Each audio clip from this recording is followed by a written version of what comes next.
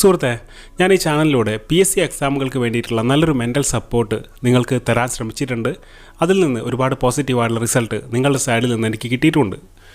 ഇപ്പോൾ LDC എക്സാമുകളുടെ ടൈമാണ്. ഒരുപാട് മെയിലുകൾ എനിക്ക് വരാറുണ്ട്. ഞാൻ കഴിഞ്ഞ ദിവസം ഒന്ന് ട്രിവാൻഡ്രത്ത് പോയ സമയത്ത് അവിടെയുള്ള നല്ലൊരു PSC സെൻറ്ററിൻ്റെ ഓണർ എനിക്കറിയായിരുന്നു. അദ്ദേഹമായിട്ട് കുറച്ച് കാര്യങ്ങൾ ഡിസ്കസ് ചെയ്തു. അവിടെ നിന്ന് കിട്ടിയിട്ടുള്ള കുറച്ച് കാര്യങ്ങളുണ്ട്. ഞാനിത് പറയാൻ പോകുന്ന ഒരു 6-7 പോയിൻറ്റ്സ് ഉണ്ട്. ഇത് നിങ്ങൾ ഒരു കഥ പോലെ കേട്ടിരുന്നാൽ നിങ്ങൾക്ക് എക്സാമിന് വിജയിക്കാനുള്ള ഒരുപാട് തന്ത്രങ്ങൾ ഇതിലൂടെ കിട്ടും. ഒരുപാട് ആളുകൾ വർഷങ്ങളോളം ഇതിൻ്റെ പിറകെ നടന്നിട്ട് കിട്ടാതായി പോകുന്ന ഒരവസ്ഥയുണ്ട്. ഈ കുട്ടി പറയുന്നത് നിങ്ങളൊന്ന് ശ്രദ്ധിക്കുക. ഒരു എക്സാം വിളിക്കുന്നത് PSCക്ക് വേണ്ടിയിട്ട് കുറേ വർഷമായിട്ട് ട്രൈ ചെയ്തു, അവസാനം എല്ലാം ഡ്രോപ്പ് ചെയ്തിട്ടാണ് ഇവിടേക്ക് വന്നത്. ഇങ്ങനെ കുറേ പഠിച്ചിട്ട് കിട്ടാതായി പോകുന്ന ആളുകളുടെ പ്രശ്നങ്ങളും പൊതുവായിട്ടുള്ള ഒരു പ്രശ്നവുമാണ് നമ്മളുടെ ഒന്നാമത്തെ പോയിൻ്റ്. സുഹൃത്തെ, ഇവിടെ നിങ്ങളുടെ ചുറ്റിലും നല്ല കഴിവുള്ള ഒരുപാട് കോമ്പറ്റീറ്റേഴ്സ് ഉണ്ട്. നമ്മൾ പൊതുവെ പഠിക്കുന്ന സമയത്ത് പറയും നമ്മുടെ ചുറ്റിലുള്ള ആരെയും കമ്പയർ ചെയ്യാൻ പാടില്ല, നിങ്ങളിങ്ങനെ പഠിച്ച് പോകണം.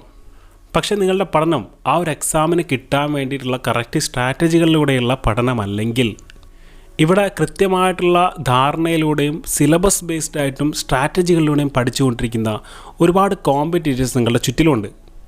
അപ്പോൾ ഇത്രയേറെ കഴിവുള്ള ഇവരോടാണ് നിങ്ങൾ മത്സരിക്കാൻ പോകുന്നത്. ഒരു 4-5 വർഷം മുൻപ് ഇങ്ങനെ ആളുകൾക്ക് ഇത്രയേറെ അപ്ഡേറ്റഡ് ആയിട്ട് കാര്യങ്ങൾ കിട്ടിക്കൊണ്ടിരുന്നില്ല. ഇന്ന് ഈ ഒരു PSC മേഖലയിൽ ഒരുപാട് ആപ്പുകളുടെയും ഒരുപാട് ഓൺലൈൻ ക്ലാസ്സുകളുടെയും നല്ല ഓഫ്ലൈൻ ക്ലാസ്സുകളുടെയും നിങ്ങളുടെ ചുറ്റിലുള്ള ഒരുപാട് ബെസ്റ്റ് ട്യൂഷൻ സെൻറ്ററുകളുടെയൊക്കെ വലിയൊരു ബൂം സംഭവിച്ചിട്ടുണ്ട്. ഇവിടെ നല്ലൊരു പൈസ ഇറക്കിയിട്ട് കറക്റ്റ് സ്ട്രാറ്റജിയിൽ ഇരുന്ന് പഠിക്കുന്ന ആളുകൾ ഒരുപാടുണ്ട്. കാരണം കുറച്ച് പൈസ മുടക്കി 1-2 വർഷം മെനക്കെട്ട് കഴിഞ്ഞാൽ നിങ്ങളുടെ ജീവിതം തന്നെ സെറ്റിലാവുമെന്ന് അറിയുന്ന ഒരുപാട് ആളുകളും രക്ഷിതാക്കളും നിങ്ങളുടെ ചുറ്റിലുമുണ്ട്. അപ്പോൾ ഇങ്ങനെയൊരു ടീമിൻ്റെ ബൂം നിങ്ങളുടെ ചുറ്റിലും 2-3 വർഷമായിട്ട് സംഭവിച്ചിട്ടുണ്ട്. നിങ്ങൾ ഒന്ന് പുറത്തിറങ്ങി കഴിഞ്ഞാലോ ജസ്റ്റ് ഒന്ന് PSC എന്ന് ഗൂഗിളിലോ യൂട്യൂബിലോ സെർച്ച് ചെയ്ത് കഴിഞ്ഞാലോ ഇങ്ങനെയുള്ള പരസ്യങ്ങൾ നിങ്ങൾക്ക് ഒരുപാട് കാണാൻ പറ്റും, ഇല്ലേ? അപ്പോൾ ഇങ്ങനൊരു കോമ്പറ്റീറ്റേഴ്സ് നിങ്ങളുടെ ചുറ്റിലുണ്ട്, ഇങ്ങനെയുള്ള എതിരാളികൾ നിങ്ങളുടെ ചുറ്റിലുണ്ട് എന്നുള്ളത് നിങ്ങൾ തിരിച്ചറിയണം. കുറച്ച് വർഷങ്ങൾക്ക് മുമ്പ് നടന്ന PSC പോലുള്ള എക്സാമുകളോ എതിരാളികളോ അല്ല നിങ്ങളുടെ കൂടെ ഉള്ളത്. ഇപ്പോൾ നടക്കുന്ന എക്സാമിൻ്റെ ട്രെൻഡ് എന്താണ്, രീതികൾ എന്താണ്, സ്ട്രാറ്റജികൾ എന്താണ്, സിലബസ് എന്താണെന്ന് കൃത്യമായിട്ടുള്ള അറിവുകളുള്ള കോമ്പറ്റീറ്റേഴ്സ് നിങ്ങളുടെ ചുറ്റിലുണ്ട്. അപ്പോൾ നിങ്ങൾ പഠിക്കുന്ന സമയത്ത് മറ്റുള്ളവരെ കമ്പയർ ചെയ്ത് പഠിക്കരുത് എന്ന് പലരും പറയുന്നത് ഞാൻ കേട്ടിട്ടുണ്ട്.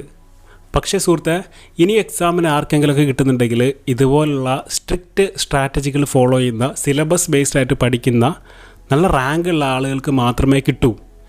നിങ്ങൾക്ക് പഠിക്കാനുള്ള കഴിവുമായിട്ട് നിങ്ങൾ മറ്റുള്ള ആളുകളെ കമ്പയർ ചെയ്യരുത്. പക്ഷേ ഇത്രയേറെ അപ്ഡേറ്റഡ് ആയിട്ടുള്ള എതിരാളികളുടെ കൂടെയാണ് ഞാൻ ഇറങ്ങുന്നത് എന്നുള്ള കാര്യത്തിൽ നിങ്ങൾക്ക് ബോധമുണ്ടായിരിക്കണം. അപ്പോൾ ഒന്നാമത്തെ പോയിൻ്റ് ഞാൻ പറയട്ടെ. ഒരു 200 റാങ്കിൻ്റെ ഇടയിലെങ്കിലും ഞാൻ പെടണം എന്ന് വിചാരിച്ച് പഠിച്ചെങ്കിൽ മാത്രമേ ഇനി നിങ്ങൾക്ക് PSC കിട്ടൂ. സുഹൃത്തെ, ഞാൻ പറയുന്നത് നെഗറ്റീവാണെന്ന് നിങ്ങൾ വിചാരിക്കേണ്ട.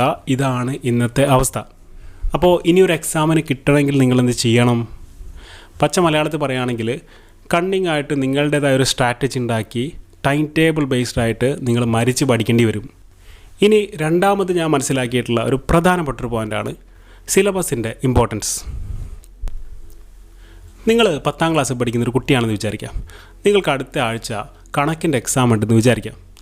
നിങ്ങൾക്ക് ഒരാഴ്ച പഠിക്കാൻ സമയം കിട്ടിയിട്ടുണ്ട്. നിങ്ങൾ ഈ ആഴ്ച മുഴുവനും ഇംഗ്ലീഷും മലയാളവും സയൻസും എല്ലാം കൂടി പഠിച്ചിട്ട് കണക്ക് കുറച്ച് മാത്രം പഠിച്ച് നിങ്ങൾ എക്സാമിന് പോയിട്ടുണ്ടെങ്കിൽ നിങ്ങൾക്ക് ചിലപ്പോൾ ഒരു 100-ൽ 10 മാർക്ക് പോലും കിട്ടില്ല. കാരണം നിങ്ങൾക്ക് വേറെ എന്തൊക്കെയോ അറിയാം, നിങ്ങൾക്ക് കണക്കറിയില്ല. ഇതാണ് സിലബസിൻ്റെ ഇമ്പോർട്ടൻസ് എന്ന് പറഞ്ഞാൽ. ഇപ്പോൾ LDCക്ക് ഒരു സിലബസ് ഉണ്ട്, SIക്ക് ഒരു സിലബസ് ഉണ്ട്, LP UPക്ക് വേറൊരു സിലബസ് ഉണ്ട്. നിങ്ങൾക്കറിയാലോ അല്ലേ? ഇതിൻ്റെ ഒരു ഫോട്ടോ കോപ്പി നിങ്ങളുടെ അടുത്തുണ്ടായിരിക്കണം. നിങ്ങൾ പഠിക്കുന്ന സ്ഥലത്ത് നിങ്ങളത് ഒട്ടിച്ച് വെക്കണം. നിങ്ങൾ ആ സിലബസ് ഒരുപാട് തവണ നോക്കണം. അതിൽ നിങ്ങൾക്ക് സ്കോർ ചെയ്യാൻ പറ്റിയ മേഖല ഏതാണെന്ന് നിങ്ങൾക്ക് കൃത്യമായിട്ടുള്ള ധാരണ ഉണ്ടായിരിക്കണം. ഏറ്റവും കൂടുതൽ മാർക്കിന് എവിടെ നിന്നാണ് ചോദിക്കുന്നത് എന്ന് നിങ്ങൾക്ക് അറിയണം. അത് ചിലപ്പോൾ നിങ്ങൾക്ക് ഈസി ആയിട്ടുള്ളൊരു പോർഷൻ ആയിരിക്കാം. 45 മാർക്കിന് നിങ്ങൾക്ക് ഈസി ആയിട്ട് പഠിക്കാൻ കഴിയുന്നൊരു സ്പെഷ്യൽ ടോപ്പിക് ഉണ്ടെന്ന് വിചാരിക്കുക. 5 മാർക്കിന് നിങ്ങൾ എത്ര പഠിച്ചാലും ഓർമ്മയിൽ നിൽക്കാത്ത കുറേ വർഷങ്ങളുള്ള ഒരു ഹിസ്റ്ററി ഉണ്ടെന്ന് വിചാരിക്കുക. സുഹൃത്ത്, നിങ്ങൾക്ക് മലമറിച്ചാലും കിട്ടാൻ സാധ്യതയില്ലാത്ത ആ ഒരു ടോപ്പിക്കിൽ നിന്ന് മാറ്റിവെക്കുക. ആ സമയം കൂടെ നിങ്ങൾ എന്ത് ചെയ്യണം? നിങ്ങൾക്ക് ഒരുപാട് മാർക്ക് കിട്ടുമെന്ന് ഉറപ്പുള്ള മറ്റ് കാര്യങ്ങളിലേക്ക് നിങ്ങൾ ഫോക്കസ് ചെയ്യുക. കഴിഞ്ഞ വർഷത്തെ കട്ട് ഓഫ് മാർക്ക് മനസ്സിലാക്കിക്കൊണ്ട് എനിക്ക് അവിടേക്ക് എത്താൻ ഞാൻ ഈ സിലബസിലേക്ക് എങ്ങനെ ഫോക്കസ് ചെയ്യണമെന്നുള്ള ഒരു സ്ട്രാറ്റജി നിങ്ങൾ ഉണ്ടാക്കിയെടുക്കണം. എന്നിട്ട് ആ സമയത്തിനെ നിങ്ങളുടെ ടൈം ടേബിളിലേക്ക് മാറ്റണം. ആ ടൈം ടേബിൾ നിങ്ങളുടെ മുന്നിൽ തന്നെ ഒട്ടിച്ച് വെക്കണം. എന്നിട്ട് എന്ത് ചെയ്യണം, ഇതുപോലെ സിലബസ് ഓറിയൻറ്റഡ് ആയിട്ട് നിങ്ങൾക്ക് മാർക്ക് വാരാൻ പറ്റുന്ന മേഖലയിലേക്ക് നിങ്ങൾ ഇരുന്ന് പഠിക്കാൻ തയ്യാറാവണം. ഞാൻ ഈ പറഞ്ഞ സാമ്പിളായിട്ട് നിങ്ങൾ പഠിക്കാൻ പോകുന്ന എക്സാമിന് ഒരു ബന്ധം ഉണ്ടാവില്ല. ആ സിലബസ് ഡൗൺലോഡ് ചെയ്തിട്ട് നിങ്ങളുടെ സ്ട്രാറ്റജി നിങ്ങൾ ഉണ്ടാക്കിയെടുക്കണം. അപ്പോൾ 2 കാര്യങ്ങൾ നമ്മൾ പറഞ്ഞു.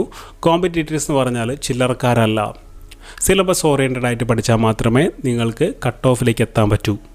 ഇനി ഇദ്ദേഹം പറയുന്നത് ഒന്ന് കേട്ട് നോക്കുക. അതിലൂടെ നമ്മൾ 3ാമത്തെ പോയിൻ്റായ ടാർഗറ്റുകളിലേക്കും പ്ലാനുകളിലേക്കും കടക്കാൻ പോവുകയാണ്. എൻ്റെ പേര് പ്രജിൻ.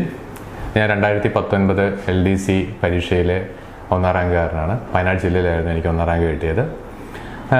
അതിനുശേഷം കുറേ പരീക്ഷ നടന്നല്ലോ, ഡിഗ്രി ഒക്കെ. അതിലും കുറച്ച് പരീക്ഷകളിൽ എനിക്ക് നല്ല റാങ്ക് കിട്ടാൻ സാധിച്ചു. ഞാൻ ഈ വീഡിയോ കാണിക്കാനുള്ള കാരണം ഇദ്ദേഹത്തിൻ്റെ ഒരു സീരിയസ്നെസ് നിങ്ങൾ കണ്ടോ? ഇദ്ദേഹം 1ാം റാങ്കുകാരനാണ്. ഇദ്ദേഹത്തിൻ്റെ സംസാരം നിങ്ങൾ ശ്രദ്ധിച്ചോ? ഇദ്ദേഹത്തിൻ്റെ ഒരു സീരിയസ് ഭാവം നിങ്ങൾ ശ്രദ്ധിച്ചോ? ഈ ഒരു ഭാവത്തിൽ നിന്ന് നമുക്ക് മനസ്സിലാവുന്നൊരു കാര്യമുണ്ട്.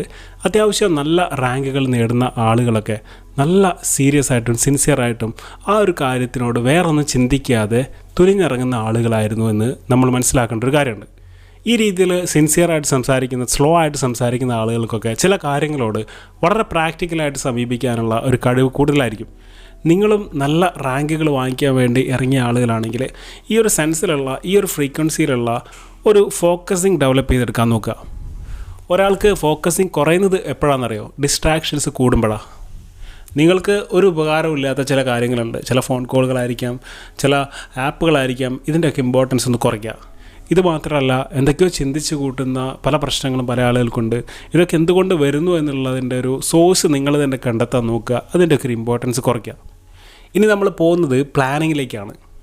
നിങ്ങളുടെ മുന്നിൽ എക്സാമിലേക്കുള്ള ദിവസങ്ങൾ എത്ര കുറവാണെങ്കിലും, 1.5 മാസമാണെങ്കിലും 2 മാസമാണെങ്കിലും 3 മാസമാണെങ്കിലും അതിൻ്റെ ബേസിലുള്ള കൃത്യമായിട്ടുള്ള ഒരു ടൈം ടേബിൾ ഉണ്ടായിരിക്കണം.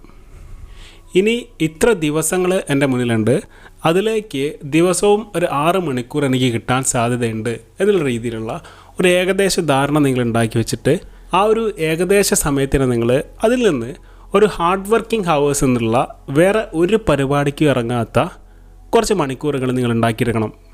ഇനിയുള്ള ദിവസങ്ങളിൽ ദിവസവും കുറഞ്ഞത് ഒരു 5 മണിക്കൂറെങ്കിലും നിങ്ങൾ ഹാർഡ് വർക്കിംഗ് ഹവേഴ്സ് എന്നുള്ള രീതിയിൽ കുറച്ച് മണിക്കൂറുകൾ ഉണ്ടാക്കിയെടുക്കണം. രാവിലെ ഒരു 3 മണിക്കൂർ, വൈകുന്നേരം 2 മണിക്കൂർ എന്നുള്ള രീതിയിൽ വേറെ ഒന്നിലേക്കും ഇറങ്ങാത്ത കുറച്ച് സമയം നിങ്ങൾക്ക് ദിവസവും കിട്ടണം. നിങ്ങൾ മുഴുവൻ സമയവും ഈ ഒരു എക്സാമിന് വേണ്ടി മാറ്റിവെച്ച ഒരാളാണെങ്കിൽ അറ്റ്ലീസ്റ്റ് 8 മണിക്കൂറെങ്കിലും ദിവസവും നിങ്ങൾ കവർ ചെയ്യാൻ നോക്കുക. അപ്പോൾ നമ്മൾ 3 കാര്യങ്ങൾ പറഞ്ഞു കഴിഞ്ഞു. ഈ പ്ലാനിങ്ങും ടാർഗറ്റൊക്കെ കഴിഞ്ഞു കഴിഞ്ഞാൽ ഇനി കൺസിസ്റ്റൻ്റായിട്ട് വർക്ക് ചെയ്യാൻ കഴിയുക എന്ന് പറയുന്നൊരു കാര്യമുണ്ട്.